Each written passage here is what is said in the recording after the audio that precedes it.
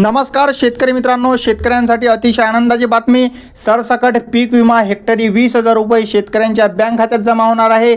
महाराष्ट्रातील शेतकऱ्यांसाठी एक अत्यंत दिलासादायक आणि मोठी बातमी समोर आलेली आहे। पंतप्रधान पीक विमा योजनेअंतर्गत खरीप 2023 आणि रब्बी 2023-24 या हंगामातील प्रलंबित असलेली नुकसान भरपाईची रक्कम अखेर वितरण होणार आहे।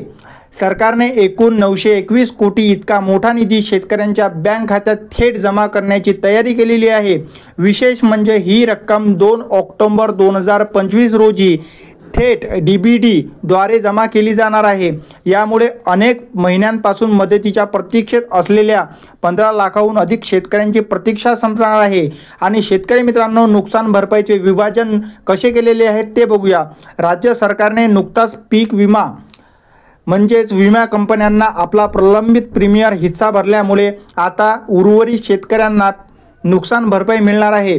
खरीप हंगामासाठी 2023 मध्ये 809 कोटी रुपये एवढा निधी होता।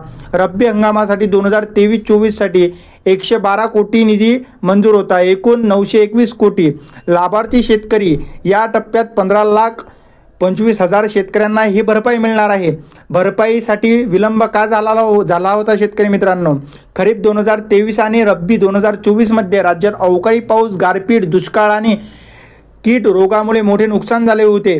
त्यामुळे या नुकसान भरपाईला टाईम झालेला होता, म्हणजे उशीर झालेला होता। आणि शेतकरी मित्रांनो, 2 ऑक्टोबर 2025 पासून तुमच्या खात्यात पैसे जमा होण्यास सुरुवात होणार आहे।